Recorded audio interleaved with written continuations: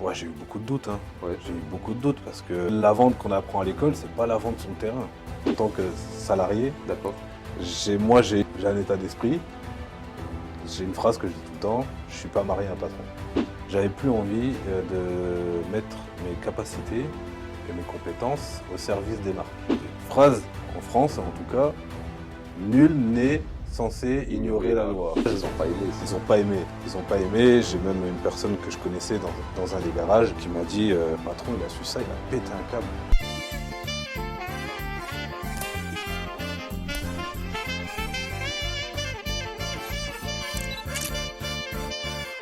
Bonjour à tous mes Touchis et bienvenue à un nouvel épisode du Touchis Talkcast. Aujourd'hui, on va discuter d'un sujet un peu particulier qui est l'automobile. Donc on va vraiment parler des coulisses de l'automobile. Mais avant tout, si tu es intéressé par la création de marques de vêtements, j'ai créé un e-book qui est fait pour toi. Il est juste en dessous en description.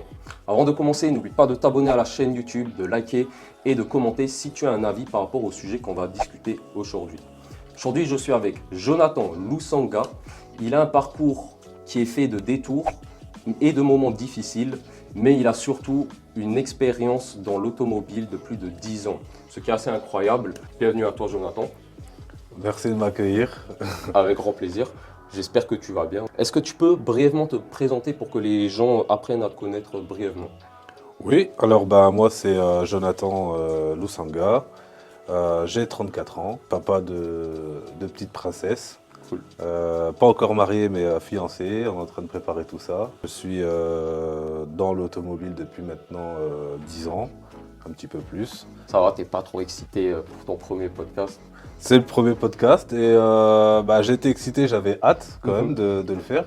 Parce que je suis quand même un passionné moi de podcast parce que je regarde énormément. D'accord. Je regarde pas mal. Quand j'ai connu ton podcast, je l'ai bouffé. Ça fait plaisir. Voilà, j'ai regardé pas mal de tes podcasts. Mhm. Et du coup, voilà, j'avais envie de le faire aussi parce que C'est cool. dans le coin, je pense que pas être très nombreux à le faire. Il y en a quelques-uns. Voilà. On Et n'est pas beaucoup, on n'est pas nombreux. voilà. Ça va. Ok, aujourd'hui, toi, tu te définis plutôt comme auto-entrepreneur ou comme vendeur d'automobile ou tu es vraiment un expert en automobile? Comment tu te définirais aujourd'hui? Je pense une facette des trois. Expert, c'est toujours un grand mot parce que ça a toujours une connotation où on peut un peu manquer d'humilité sur certaines choses. Je dirais pas expert automobile, mais j'ai une certaine expertise de l'automobile qui permet aujourd'hui de pouvoir être crédible quand je parle de l'automobile. Quand je parle d'automobile, c'est vraiment le côté commercial. D'accord. Dans les mains dans un moteur, je ne suis pas expert du tout. D'accord, tu n'es pas mécanicien. Voilà, pas du tout. Okay. Maintenant aussi au niveau entrepreneurial, je le suis maintenant depuis que j'ai arrêté le salariat. D'accord.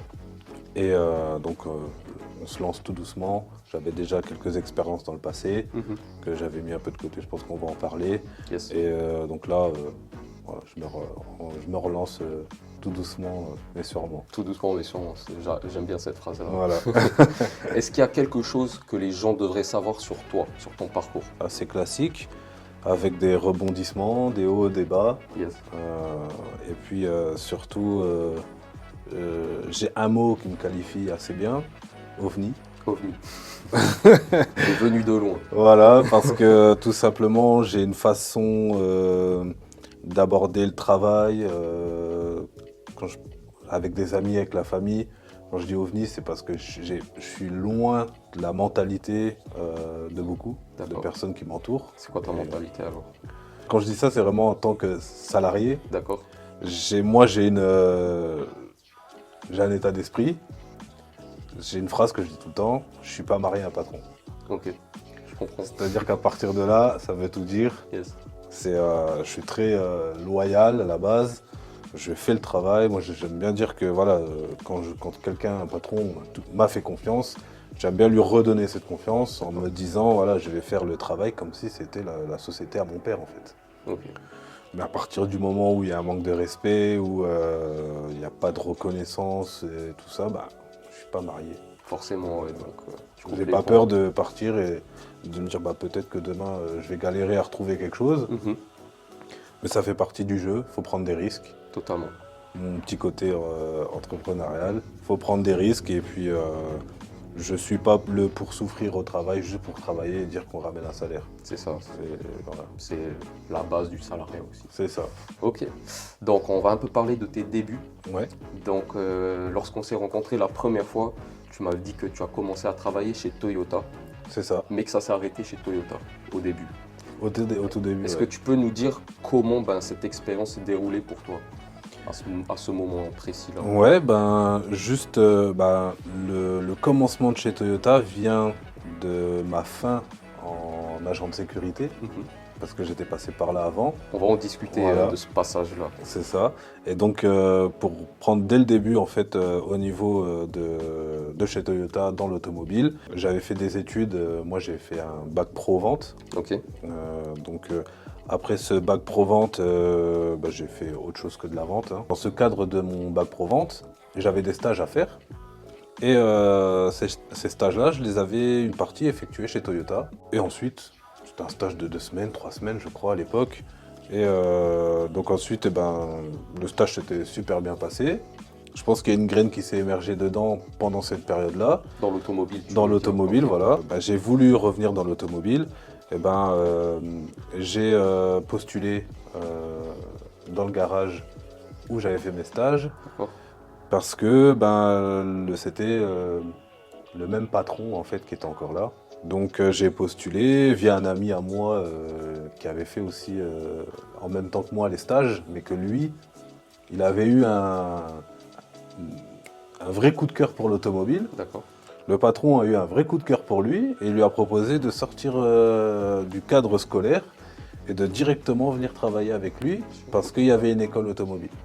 D'accord. Et école automobile que j'ai fait, le GNFA à Strasbourg, Yes. où en fait il faut trouver le garage pour pouvoir intégrer l'école. Et en fait c'est un peu comme un apprentissage où tu fais 3 semaines en concession, où tu apprends sur le terrain, et une semaine de théorique à l'école. Yes. Ok. Voilà. Donc ton expérience, elle a débuté exactement là dans l'automobile. Dans l'automobile, elle a débuté là. Voilà. Mais avant que tu te lances dans l'automobile, tu as parlé d'agent sécurité. Ouais. Donc ça aussi, c'est pas un travail qui est facile.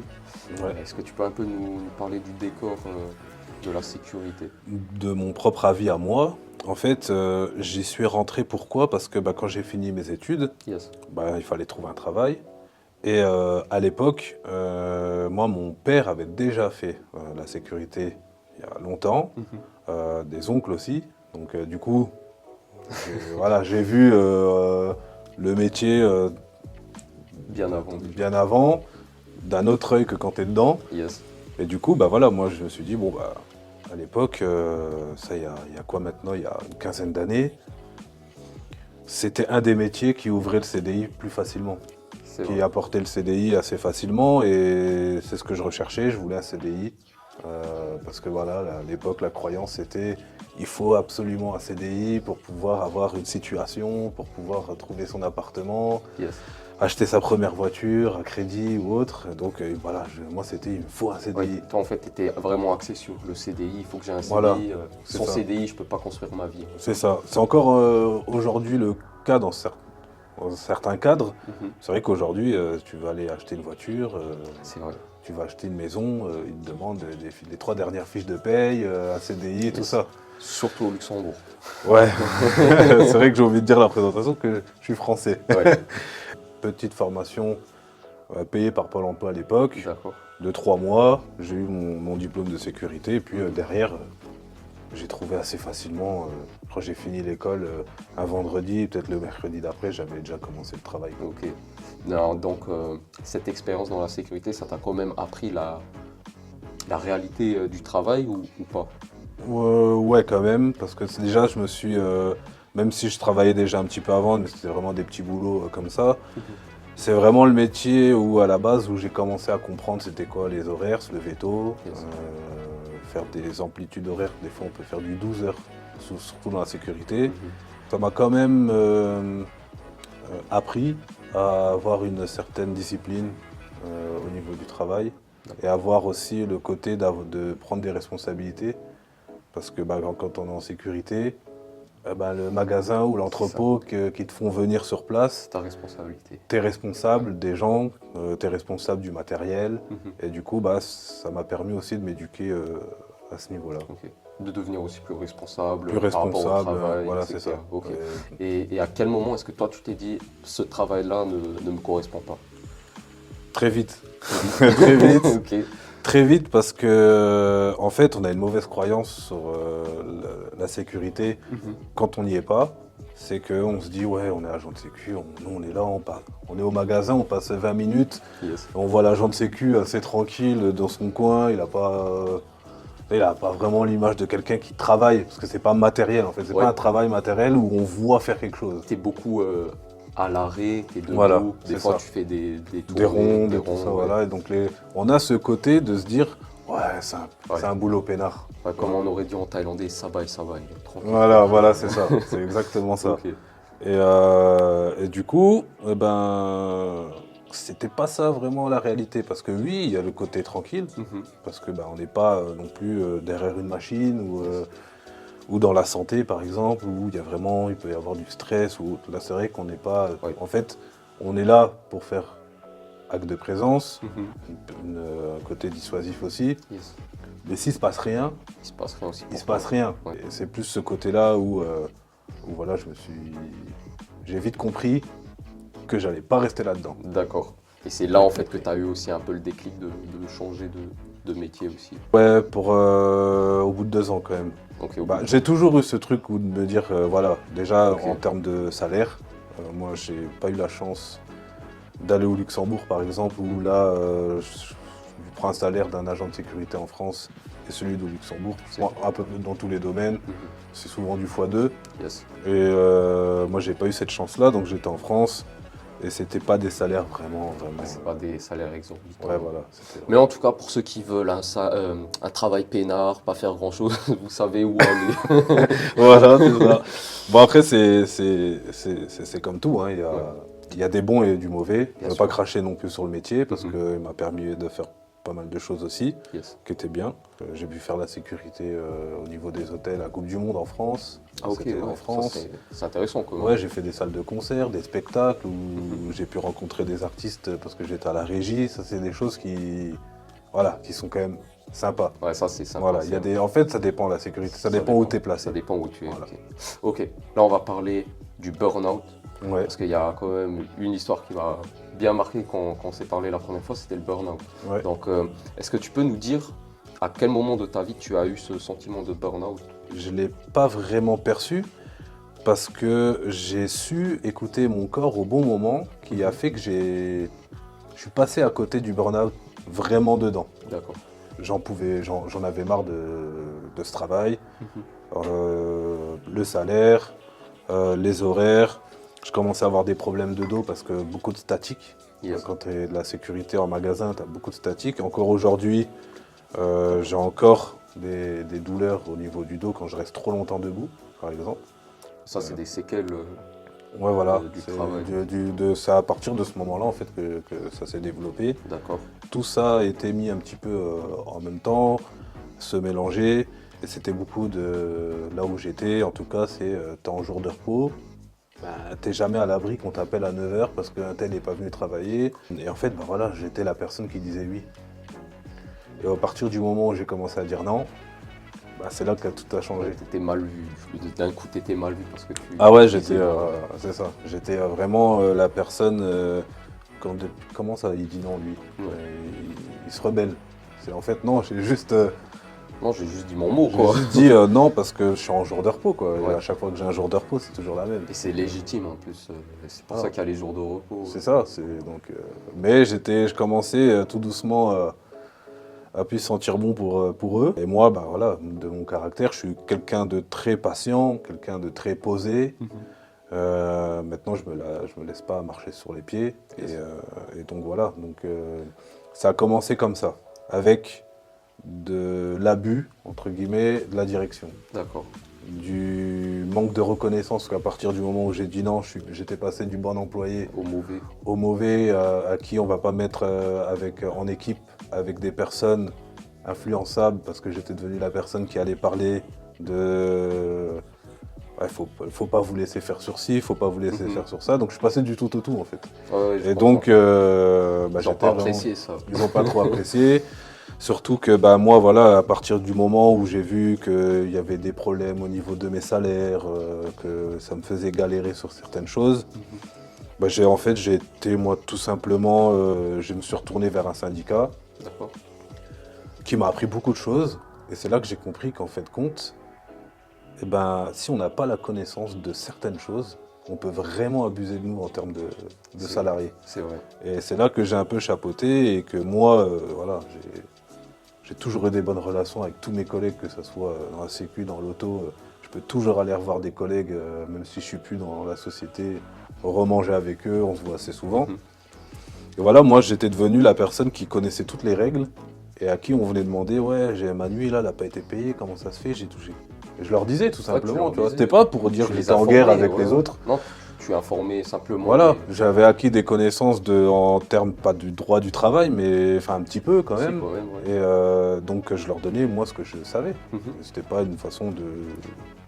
Et à quel moment dans ta tête tu as commencé à voir que le burn-out était en train d'arriver? En fait, je suis quelqu'un qui, moi, le matin, le réveil, il sonne, il n'a même pas le temps de finir que je suis debout. Et c'est vrai que au fil du temps, je commençais un peu à traîner les pieds. Les premiers ressentis, c'est que j'ai commencé à me fermer avec les personnes avec qui je travaillais.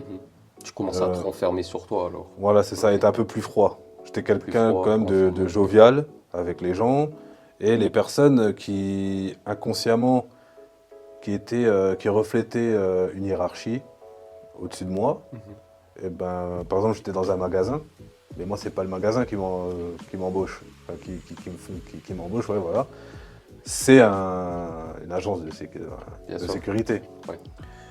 Mais ils ont quand même leur mot à dire. S'ils me disent il faut que tu ailles plus dans ce rayon-là parce qu'il y a un problème ou ils sont quand même les supérieurs, entre guillemets. Bien sûr. Ça commençait un petit peu à la direction de sécu qui abusait avec moi. Je commençais à faire un effet miroir sur eux. Dès qu'il y en a un qui, pareil, qui commençait un peu à prendre ses aises avec moi, je dis ouais, toi aussi, je vais te mettre dans le même truc et je commençais à me fermer. Yes. Et pareil, certains disaient non mais là ça va plus et tout. Et c'est là que j'ai commencé. Mais ouais, donc là on a parlé du burn-out. Voilà, donc à partir de ce moment-là, toi tu as décidé de... ça c'est les premiers signes. Les premiers signes, ok. Pour faire plus rapidement, un jour je me lève Yes. et j'ai pas envie d'aller au boulot. Vraiment pas. Mais j'y vais quand même. Mais là je mets 20 minutes, 30 minutes à me lever. À me demander ce que je fais. Est-ce que je vais travailler, est-ce que j'y vais pas? J'y vais quand même. Par souci de professionnalisme. J'y vais, je prends ma voiture. Et en fait, plus j'arrivais, plus je me rapprochais de mon lieu de travail, plus c'était compliqué. Plus je commençais à avoir plus tu te disais, de stress. Et là, en fait, tout simplement, mon cerveau il a fait un blackout total. Et ça, c'est le gros signe qui a fait que j'ai tout arrêté. C'est que tout simplement, je devais commencer, je crois, peut-être pour 13h30. Je devais être à 2-3 km de mon lieu de travail. Et je me suis retrouvé peut-être 40 minutes après ma prise de poste à 20 bornes de là où j'étais en fait. Et je me suis même pas rendu compte que j'étais en train de rouler en m'éloignant inconsciemment. J'étais en train de m'éloigner de mon lieu de travail. Et mon cerveau, en fait, il s'est mis en pilote automatique. Et c'était un signe qui m'a dit, là, je vais reprendre les manettes, ça va pas, je vais t'aller te mettre ailleurs. Et c'est comme si j'avais repris connaissance, en fait. Je me suis dit, non, mais qu'est-ce que je fais? J'avais même pas entendu mon téléphone qui sonnait, parce que je devais prendre mon poste, et le magasin où je travaillais, ils essayaient de m'appeler pour savoir où j'étais, en fait. Et j'avais même pas capté, en fait, que j'avais des appels. Donc j'ai vraiment fait un blackout total et je me suis arrêté sur la route. Et je me suis dit non, c'est pas possible. Voilà, tu t'es dit c'est bon. Je dis non, je vais pas devenir comme ça, c'est pas possible. On peut pas m'atteindre autant. Ça me ressemble pas. J'ai eu un coup d'ego. Je me suis dit ça c'est pas moi, je suis solide, je suis pas comme ça. Et là j'ai fait quoi? Tout simplement, téléphone, et j'ai bloqué tout le monde. Incroyable. Patron, manager. Si tout le monde aurait eu les couilles entre guillemets de faire ça. Bah ouais, là c'est parce qu'en fait je me suis dit, j'ai eu très vite ça s'est fait très vite en fait. Je me suis dit, par rapport à ma santé mentale, le reste, j'en ai rien à faire en fait. Ouais. Parce C'est que là, important. c'était un signe que je me suis dit, non, je suis en train de devenir taré. Je me suis dit, non, D'où l'importance d'écouter son corps. vraiment, C'est c'est vraiment vraiment important, quelque ouais. chose qu'il faut faire, c'est vraiment écouter son corps, sa tête, parce que quand ça va pas, le corps et la tête t'envoient des signaux. Yes. Tu fais pas un délire comme ça du jour au lendemain. C'est ça. De passer du très bien au très mal, c'est pas Et possible. c'est pour ça, ce que tu es en train de dire, ça me fait penser à plein d'amis à moi qui vont travailler. Et quand ils se sentent mal, ils vont pas. Ils vont quand même travailler. Ouais, bien Tu sûr. vois, ça me fait beaucoup penser à ça parce qu'en gros, voilà, tu as le droit d'être malade, tu as le droit de te mettre en maladie si tu es vraiment malade ou si ton corps le réclame. Tu vois. Exactement. C'est toi qui es maître de ton destin, donc c'est à toi de prendre des décisions et de ne pas se laisser aveugler par C'est ça. le côté c'est- social du travail et des conséquences, des répercussions. Tu vois ce C'est que ça. je veux dire? C'est ça. C'est important.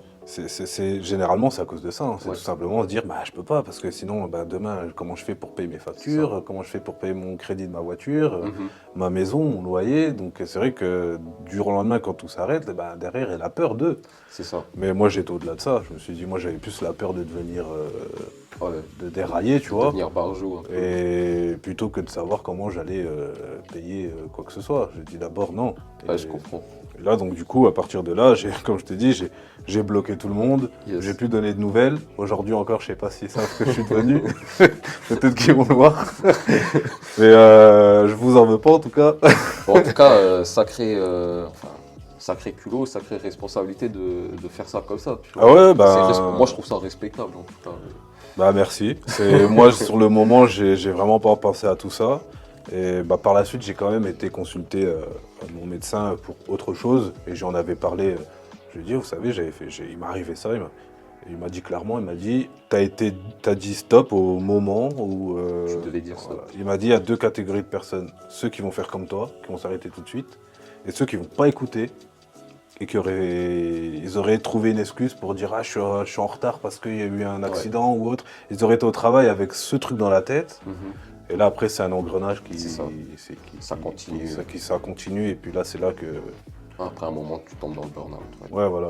Ok. Bah, je trouve que c'est une belle introspection. Ouais. Maintenant, viens, on va un peu plus parler de l'automobile. Ouais. Donc, on a eu un peu le côté qui est Jonathan, ton expérience, ton parcours, le parcours qui t'a amené dans l'automobile depuis presque plus de 10 ans, comme tu l'as dit.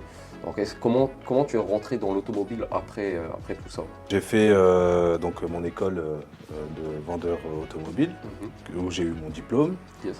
Et de là, généralement, c'était comme ça. Si tu as ton diplôme, là où tu fais ton stage, tu es embauché. Mhm.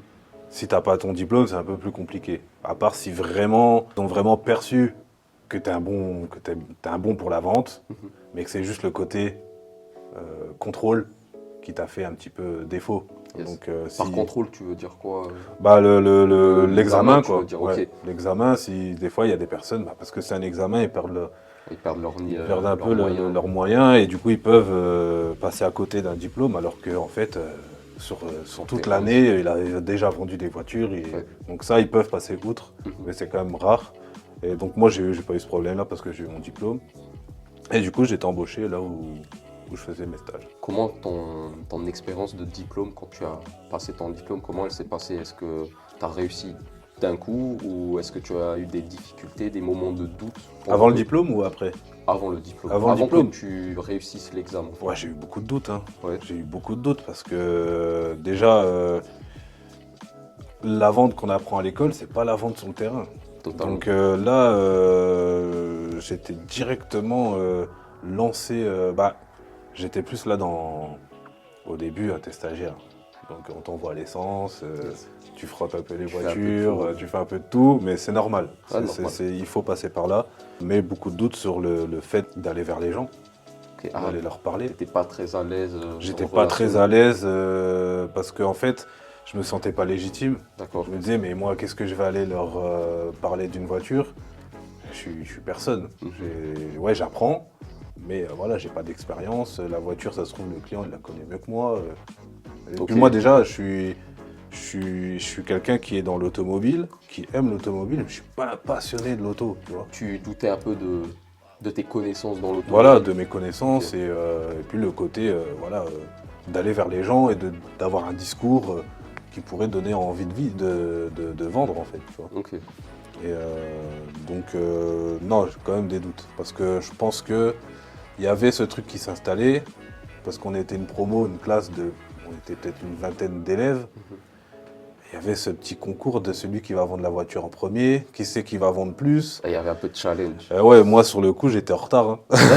Franchement, je crois ma première voiture que j'ai vendue, ouais, ça faisait au bout de 4 mois peut-être. Ok. Peut-être 4 mois, c'était une petite occasion là. J'étais content, j'étais fier. Ah, c'est ta première vente. C'était ma première vente. Après bon, il y a le côté aussi, on te laisse pas non plus vendre tout de suite. Bien sûr. Peut-être j'aurais peut-être vendu avant, mais là où j'étais, ils ont quand même pris le temps de prendre bien le temps Ouais, de avant prendre de le temps. vraiment me laisser en autonomie avec des clients. D'accord. Moi, il y avait une chose qui m'avait marqué pendant que tu étais en train de passer ton examen. Tu m'avais dit que tu avais un coup de pression. Ouais, Tu m'avais dit que tu avais un coup de mou comme ça. Tu n'étais vraiment pas sûr que tu allais réussir. ouais. Qu'est-ce que tu as fait à ce moment-là Bah, pour te remotiver et aller confiant à l'examen? bah ouais, ça c'est un point très important. C'est vrai que j'étais dans les couloirs en fait. J'attendais mon tour. Moi, mon nom il commence par un L, donc je suis souvent dans les derniers. Ouais. Donc l'attente elle est longue, elle est longue, elle est longue. Je vois tout le monde passer, donc le stress il passe. Moi, je passe en fin de journée en fait. Et là, il y a tout le stress. Parce que pendant cette année-là, j'ai eu ma première fille qui est née. Ok. Et donc, dans ce couloir-là, quand j'attends Ton tour. mon tour, je remets tout en cause. Enfin, je remets tout en question. Je me dis, waouh, en fait, là, si je loupe, je fais comment? J'ai mon petit bébé là qui vient de naître.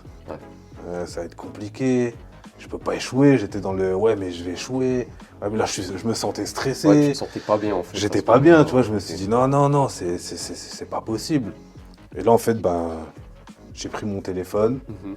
J'ai appelé ma femme. En visio, je lui ai dit, montre-moi la petite. Et là, Et là, c'est bon. Là, voilà, là. là t'as Là, eu la c'est- motivation qu'il te fallait. Là. Tu vois la transformation de Son Goku, quand il se transforme là Ouais. Bah, j'étais comme ça. Là, je suis arrivé, j'ai cartonné, j'ai vraiment. Même eux, ils m'ont dit, bah, j'ai même voulu en faire trop. Oui, parce tu que m'avais dit oui. j'étais arrivé sur le moment où j'ai fait la vente, mais j'ai voulu rajouter un petit truc parce que j'étais en mode, allez, c'est bon, tac, tac, Ouais, allez, ouais. tu veux ça, hop. C'était le petit truc en trop, et même eux, les jurys m'ont dit, si tu t'étais arrêté au moment là, t'étais Le meilleur. ouais, sur le moment, ils m'ont dit, t'aurais fait la meilleure intervention de la journée. Incroyable. Donc, voilà. Ça veut dire, t'as eu combien à l'examen? Bah, ils donnaient pas de notes. Ah, il donnait pas de Non, notes, ok. en fait, tout simplement, si tu l'avais, il y en était tous dans le hall. D'accord. Et t'as le grand PDG, en fait, Qui qui vient, débarquait et qui donnait. les diplômes. Il appelait les personnes qui avaient leur diplôme. Incroyable. Et je crois qu'il y en avait 2 qui ne l'avaient pas reçu. D'accord. Mais donc, ils donnaient pas de notes directement, c'était une appréciation. Que moi, c'était bien. Et j'ai manqué le très bien par rapport à ça, parce que je me suis un petit peu trop éloigné au dernier Au moment. dernier moment. Mais sinon, non, ça s'est très bien passé. Ok, t'as eu le diplôme. Ouais. Et après, ton expérience a commencé à se construire dans l'automobile, c'est bien ça. Voilà. Est-ce que tu peux un peu nous faire un petit résumé d'où à où tu allais, dans quel chez quel concessionnaire tu as travaillé, Ouais. etc. par exemple. Bah, Pour j'ai nous donner un aperçu de haut comme ça. ouais. Bah, j'ai continué chez Toyota, en fait, là où j'ai commencé l'école automobile. Mhm. J'ai continué chez eux, 3 ans que je suis resté chez eux. Et ensuite, j'ai eu l'opportunité de me rapprocher de chez moi. D'accord. Et parce que pareil, ça faisait aussi partie du moment où j'ai commencé à avoir ma première fille. Mhm. Bah, je commençais à 9h. Je faisais 9h midi, 14h, 19h. Et moi, ça m'allait pas. Pourquoi? Parce que en fait, le matin, quand je partais, limite, elle était encore en train de dormir. Et le soir, quand j'arrivais, elle allait dormir en fait. Mhm. J'avais qu'une demi-heure avec mon bébé Ouais. tous les jours. Je me suis dit, ah, je sais bien, j'étais bien où j'étais quand même. Il y avait des hauts et des bas, mais Yes. j'étais quand même, voilà, j'étais quand même content. Mais je me suis dit, il y a quand même plus important que le travail. Et moi, je voulais voir ma fille Bien grandir, sûr. passer du temps avec. Et j'ai eu l'opportunité de travailler à peine 10 minutes de la maison. Ok, ouais. Dans un autre garage aussi, c'était un marchand automobile, mais qui n'avait pas de panneau. Quand on dit panneau dans l'automobile, c'est vraiment la marque Toyota ou la marque. Ah, d'accord. Vraiment, c'est vraiment une marque. Mhm.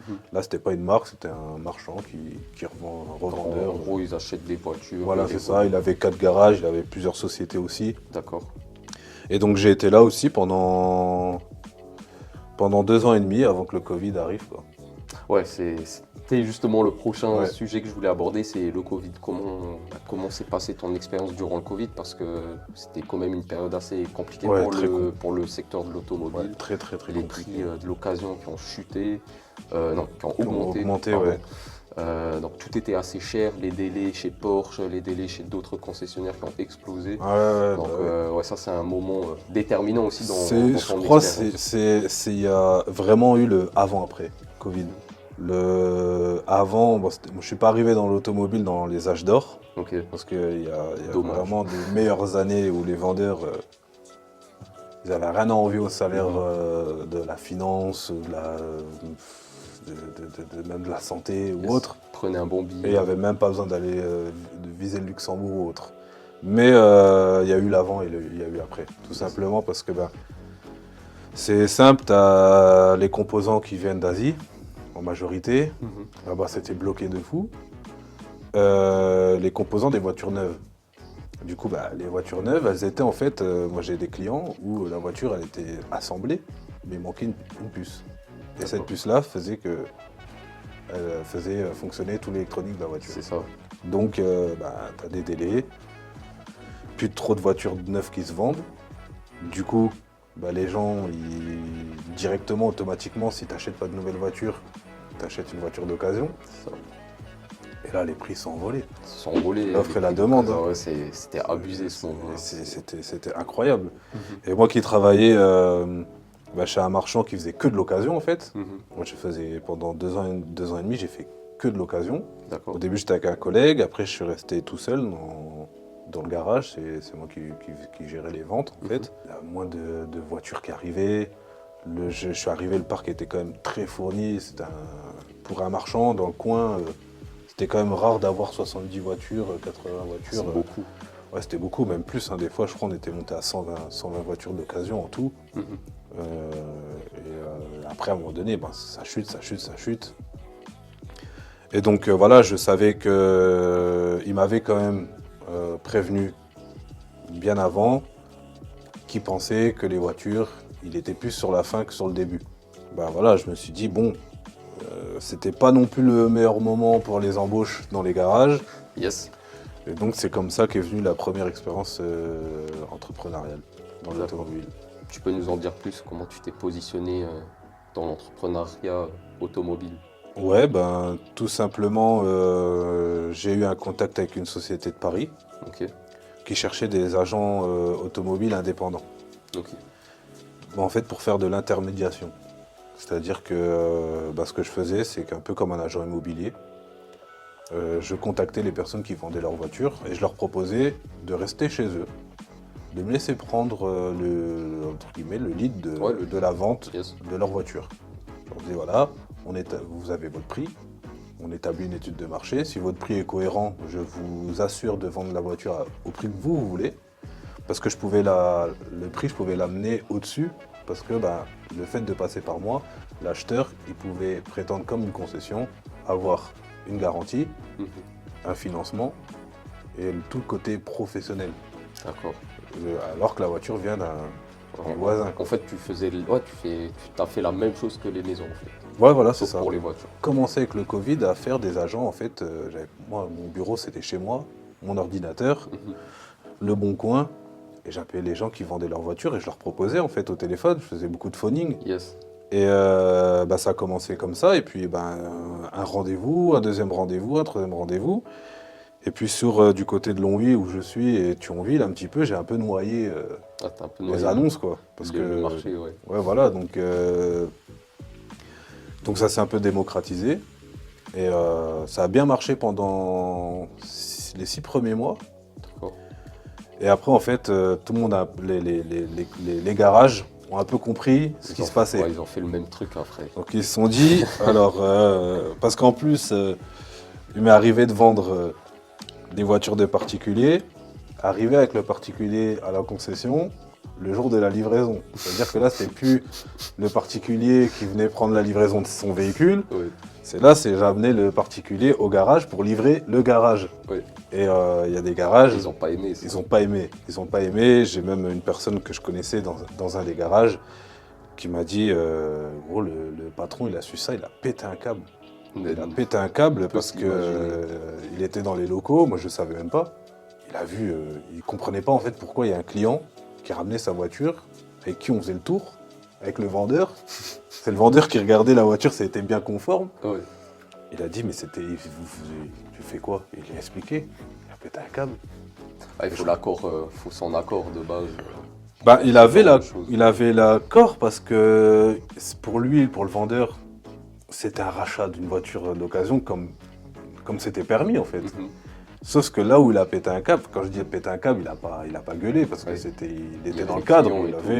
Même il avait le droit de le faire. Ouais, bien sûr. Mais lui, il a pété un câble du genre, c'est pas possible. C'est pas quelqu'un de l'extérieur qui va venir prendre une commission en plus sur le fait de nous ramener quelqu'un qui vient vendre sa voiture chez nous. Mhm. Du coup, qu'est-ce qu'il a fait? Il a pris un vendeur, il dit à partir de lundi, ben toi tu vas faire comme lui. Tu vas aller sur le bon coin, tu vas appeler les gens, parce que les concessions étaient vides d'occasion en fait. C'est pour ça que moi je pouvais vendre à des concessionnaires, parce que les concessionnaires cherchaient des voitures. Toi, tu as fait l'intermédiaire. Moi j'ai fait l'intermédiaire, et puis du coup, il a mis quelqu'un, il a dit, bah, maintenant c'est toi qui vas appeler, et tu vas appeler les clients directement. Et on va leur acheter leur voiture. À un moment donné, moi quand j'appelais, j'étais le troisième quoi. Au début on me disait, on m'a déjà appelé. Ouais, c'est ça, on t'a déjà appelé. J'étais le deuxième, le troisième, le quatrième. C'était saturé après. Bah ouais, parce que moi en plus j'avais une petite stratégie, c'est que j'appelais jamais les personnes sur la première page. Parce que généralement quand tu mets ta voiture à vendre, t'essayes toujours, t'es impatient.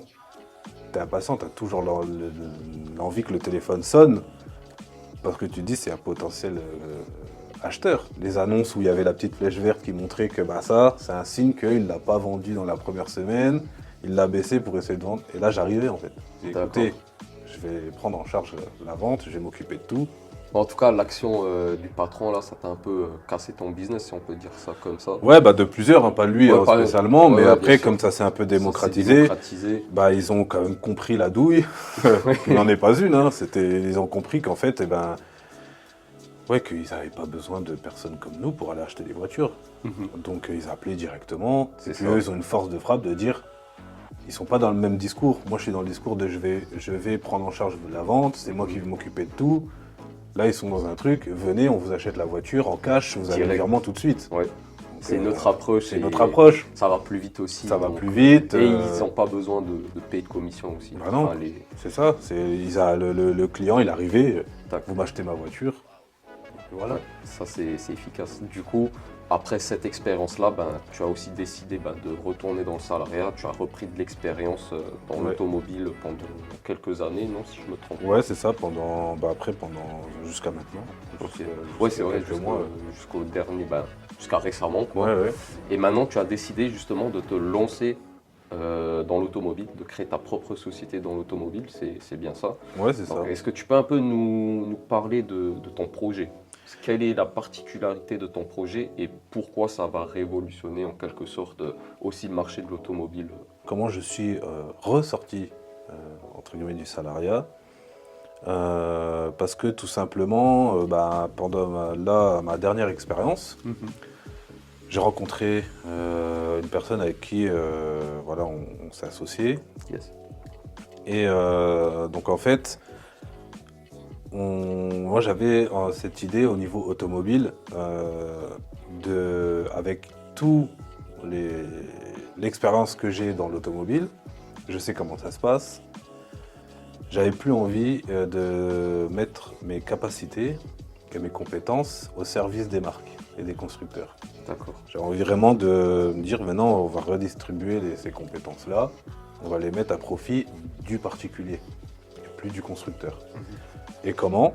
Tout simplement par rapport à des personnes qui m'entourent, des amis d'amis, de la famille, qui tout le temps me demandaient des conseils sur « Ah, j'ai vu cette voiture, et qu'est-ce que t'en dis, qu'est-ce que t'en penses ?»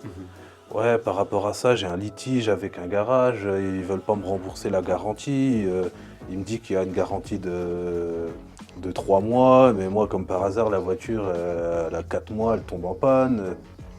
Et tout ça, je me suis dit, mais en fait, il y a peut-être un marché à prendre parce que tout le monde a une voiture, Yes. mais pas tout le monde sait acheter une voiture. Quand je dis c'est acheter, c'est on sait tous aller au garage, choisir son modèle qu'on aime bien et puis aller payer, puis repartir. C'est ça.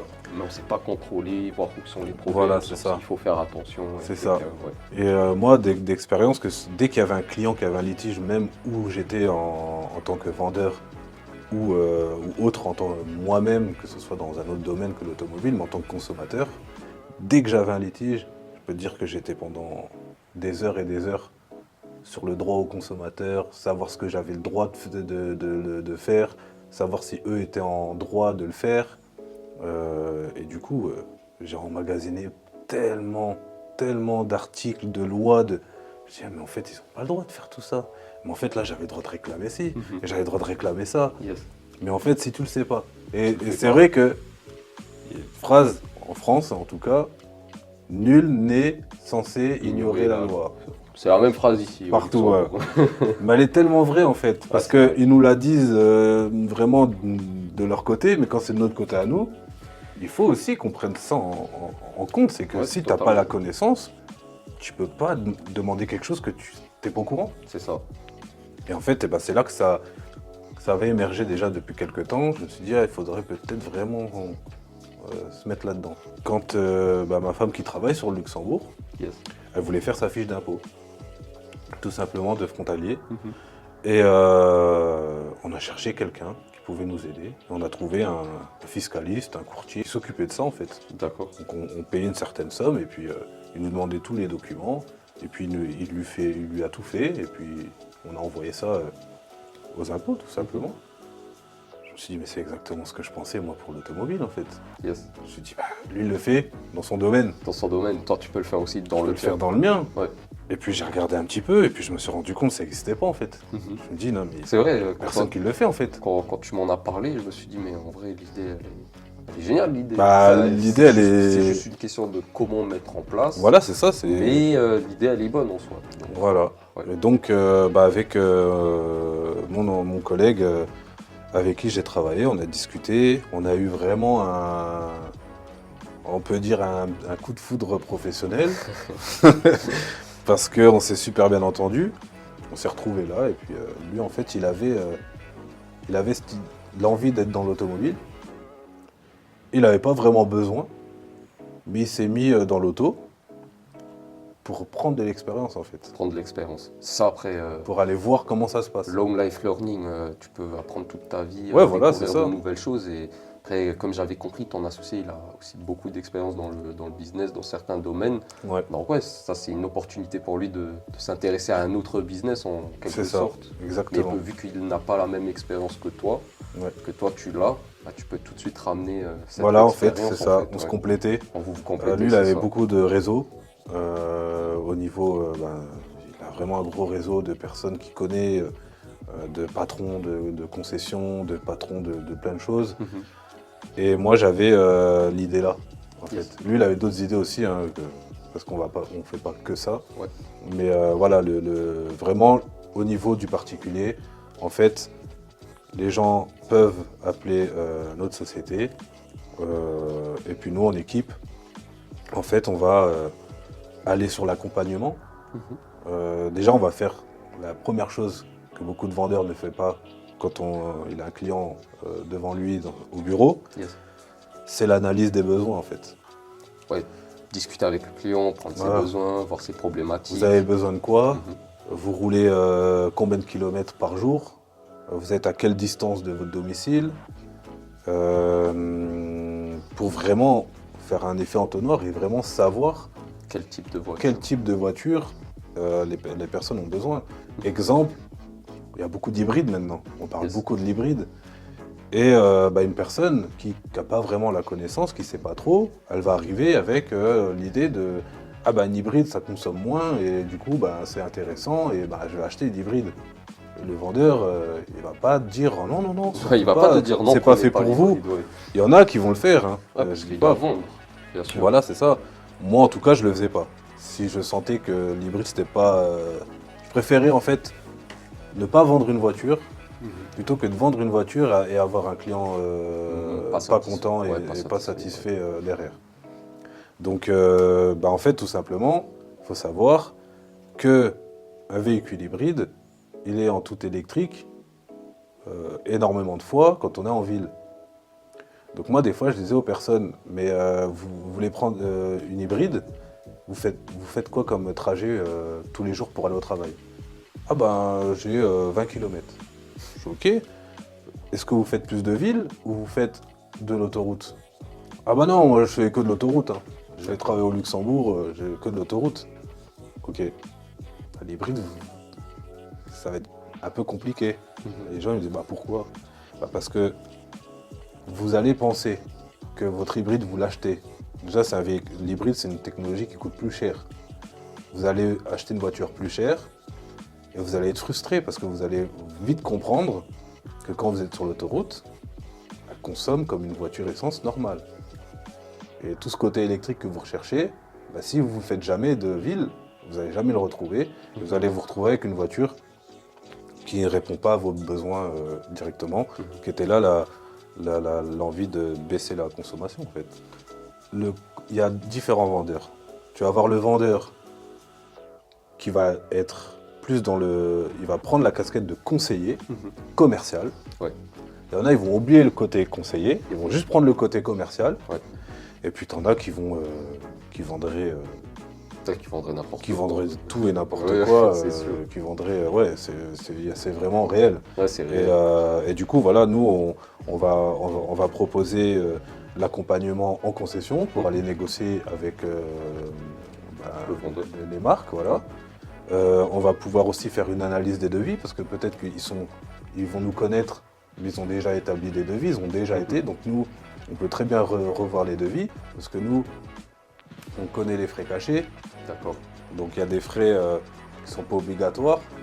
C'est pas non plus des milliers d'euros, mais 300 € par-ci, 150 par là. Il y a plein de choses qui sont mises dans les bons de commande qui ne sont pas obligatoires en fait. Ils ont tout à fait le droit, mais voilà, les gens les noient un petit peu. Intéressant ça. Ah ouais, non, vraiment, des fois, il y a des frais qui sont mis dans le pack livraison. Pack livraison, ça dépend de la marque. Ça peut aller de 150 € à 800 € dans les marques de luxe. D'accord. Le pack livraison, c'est le kit légal, triangle, gilet, frais de dossier. Il n'y a pas de frais de dossier en fait. Il y a plein de petites choses comme ça en fait. C'est des frais cachés comme tu l'as dit. Voilà. Okay. Et ça, on le sait nous. Donc on va pouvoir négocier, visiter, analyser les devis déjà en cours pour dire voilà, essayer de retourner en disant mais par contre ça je veux pas, ça je veux pas, ça je veux pas, j'en ai pas besoin. Nous on va vraiment aller aux besoins du client. Yes. Si maintenant il a l'envie d'avoir des choses en plus parce qu'il veut se faire plaisir, ça libre à lui. C'est très bien, ouais. Okay. Mais maintenant aujourd'hui il y a le leasing, l'électrique, les gens ils sont vraiment perdus. Ils sont perdus. Et nous, en fait, on va répondre à cette problématique en les accompagnant, en proposant aussi d'aller faire les essais avec eux dans les voitures, même nous mandater pour que nous, on fasse tout le travail là, en fait. Yes. Il y a des gens, ils n'ont pas le temps. Totalement. Les gens, ils n'ont pas le temps de prendre une journée de congé pour aller faire 4 concessions, 5 concessions, aller essayer 6 bagnoles. Ils n'ont pas le temps. C'est pour ça que l'idée, elle est vraiment bonne en soi. Il y a vraiment du marché à aller chercher dans tout ça. En tout cas, je trouve ça vraiment très intéressant et ça résout des problèmes aussi. Donc, c'est ça. Très bonne idée. Ouais, c'était l'idée. Du coup, on est dans la phase de lancement. On a ce côté-là. On a d'autres ambitions aussi. On est en train de créer une firme aussi, rien à voir avec l'automobile. société de nettoyage, nettoyage des vitres. Ok, c'est bah ça. écoute, on est en train de se rapprocher de la fin. Ouais, J'espère que tu kiffes, j'espère que tu as pu dire Totalement. ce que tu voulais aussi partager ouais, avec les franchement, auditeurs. Donc, vu qu'on se rapproche de la fin, je vais te poser encore 2 questions par rapport à l'automobile. Donc, Ouais. Premièrement, vu que tu as une expertise dans l'automobile quand même, Mhm. quelles sont les plus grosses arnaques dans l'automobile que toi tu as vues jusqu'à maintenant? Pour moi, une des plus grosses, c'est en véhicule d'occasion, c'est la garantie. La garantie. Tu parles de France, Luxembourg, Belgique. Je pense que c'est un peu partout. Maintenant en France, parce que je connais plus au niveau des droits du consommateur en France, en fait, là je vais donner une chose que énormément de personnes ne savent pas. D'accord. Parce qu'en fait, moi je le savais, mais je pensais que tout le monde savait en fait. Je me suis rendu compte qu'en fait non. Donc il faut savoir que en France, il y a des lois pour le consommateur. C'est-à-dire qu'au niveau de la garantie, il y a une garantie qui s'appelle la garantie légale de conformité. Et en fait, la garantie légale de conformité, elle est encadrée par la loi. Donc, tout ce que j'entends des vendeurs automobiles qui vendent leurs voitures d'occasion et qui disent aux clients, la garantie, elle est garantie 3 mois ou elle est garantie 6 mois. Non, non. Ça s'appelle une garantie commerciale. C'est-à-dire que c'est le commercial qui vous offre 6 mois. 6 mois de garantie. Mais elle est déjà dans la garantie légale de conformité. D'accord. La garantie légale de conformité, en fait, elle s'établit sur 24 mois, départagés en 2. Donc les 12 premiers mois, s'il y a quoi que ce soit sur la voiture, le vendeur doit faire les réparations, si elles sont possibles. Si elles ne sont pas possibles, ça peut rendre caduque la vente, le remboursement. Ou alors, il doit fournir un véhicule similaire à la commande, dans le bon état, comme il devait l'être à l'achat. D'accord. Ça, c'est les 12 premiers mois. Après, il y a encore les 12 autres mois, où là, on rentre dans la deuxième phase de la garantie qui, pour pouvoir avoir un remboursement ou une prise en charge des réparations par le vendeur, il faut arriver à prouver que le problème qu'il y a là dans les 12 derniers mois, il était déjà avant dans les 12 premiers mois. Mais ça, c'est l'acheteur qui doit le prouver. Ouais, ça, c'est l'acheteur qui doit Ça le devient faire. compliqué. Avec des experts. Avec des experts et tout ça, ça devient compliqué. Toi, tu pourrais être un de ces experts alors? À Non, ce parce moment-là, que ça va vraiment être non, c'est un expert dédié, dédié des à assurances. voilà, c'est ça. Ok. Ou de la le côté juridique. Je pense que je vais te donner une autre idée, je pense. Ouais, ouais. On va y réfléchir. Mais ouais, Ok. pour moi, ouais, ce côté-là, en fait, il y a des personnes, ils ne le savent pas. Ils ne Ouais. le savent pas. Mais au bout de 6 mois, leur garantie, ils pensent qu'elle s'est arrêtée. Mais en Au fait, 8e elle mois, le continue. moteur, il claque. Et ben, qu'est-ce qu'ils vont faire? On dirait, voilà, de toute façon, bah, la c'est garantie, fini. elle est finie. Voilà, j'ai plus qu'à racheter une voiture. Mais non, D'accord. il y avait encore 6 mois après la garantie. Ok. Donc, je pense que c'est pas. Il y en a qui c'est une arnaque, clairement, parce qu'ils le savent, ils sont au courant. Mhm. Moi, j'ai déjà eu en face de moi des vendeurs. Ils n'étaient même pas au courant de cette loi-là. Ah bon? Ok. Ils n'étaient pas au courant. Donc, parce que à un moment donné, quand tu as des connaissances et quand je suis vendeur, j'ai déjà accompagné ma sœur, j'ai déjà accompagné Tes amis. des amis ou autres prospecter. Et j'aime bien mettre de retrait, quoi. Mhm. Analyser Ouais, t'aimes bien voir un peu comment ce qui il est se le passe. vendeur, tu vois. Ouais. Voir si. Si. Voilà, je le juge, je le juge pas, mais je le jauge Ouais. par rapport à mes connaissances et par rapport à comment moi je suis, Et par rapport à ce qu'il dit aussi. par rapport à ce qu'il dit. Après, attention, je suis pas en train de dire que je suis Le j'ai meilleur, été, ouais. non. En plus, j'ai jamais vraiment été le top vendeur dans une concession, celui qui vendait le plus ou autre. Non, loin de là. J'ai déjà été au-dessus certains mois, Mhm. mais c'est toujours une constante et j'ai jamais été le top. Je suis pas le Zidane de la voiture, tu vois, Bien sûr, de je la comprends. vente Et c'est aussi un peu ce que je reprochais au monde automobile, c'est qu'aujourd'hui, il y a beaucoup de turnover, Ouais. il y a beaucoup de choses qui se passent. Quand on parlait de burn-out tout à l'heure, moi j'ai connu 6 collègues qui ont été en burn-out, Ah ouais, ok, quand même. même internés, avec des symptômes longs. C'est pas évident, ça. Voilà, parce que c'est un monde où le meilleur vendeur, eh ben, vu que c'est le meilleur vendeur, ils vont le mettre manager. Mhm. Mais j'aime bien faire le comparatif avec le foot. Tu peux être un ballon d'or du foot en tant que joueur, mais tu ne seras pas un bon Ouais, entraîneur. tu peux être mauvais en tant qu'entraîneur. Ça, c'est Totalement. déjà vu. Hein. Ouais, Il y a ça, déjà je crois encore. des très bons joueurs de foot.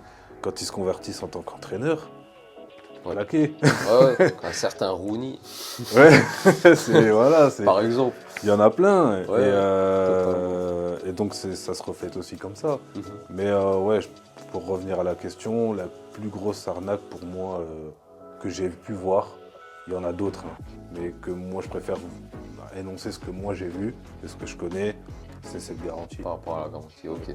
Super. Bah écoute, je pense qu'on a un podcast assez complet sur toi et tes activités et Ouais. ton entreprise que tu vas lancer bientôt. Donc peut-être que tu as un dernier mot à nous partager ou à partager aux auditeurs. Là, je vais parler à mes collègues vendeurs. On sait tous aujourd'hui que c'est un métier qui peut être compliqué parce qu'aujourd'hui, les gens, il y a énormément de modèles, énormément de technologies. La profession fait qu'aujourd'hui, il y a beaucoup de dérives au niveau des directions.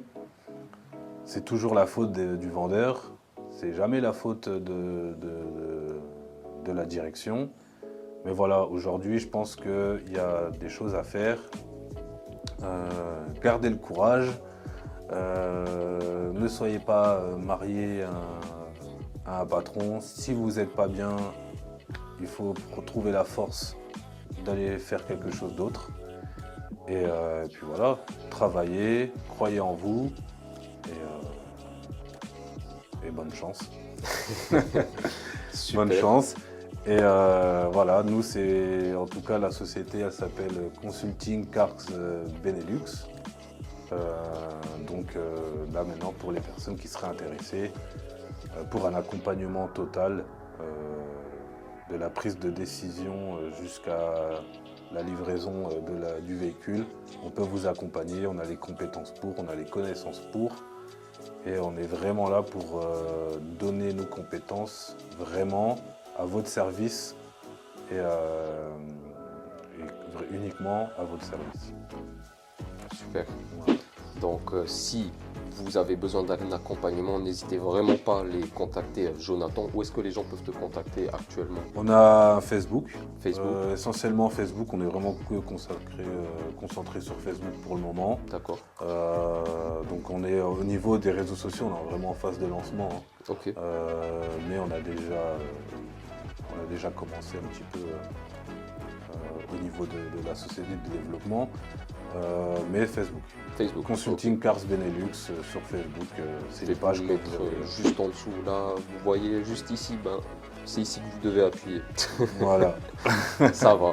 Bah écoutez, on en a fini pour aujourd'hui. C'était vraiment inspirant, je trouve, dû à ton expérience Ouais. et à ton parcours. Donc voilà, n'hésitez pas à donner votre avis par rapport à Jonathan et à son parcours. Et si vous avez un avis sur l'automobile en général, n'hésitez pas à poser vos questions dans les commentaires. Peut-être que Jonathan pourra aussi y répondre. Voilà. Bye. Salut.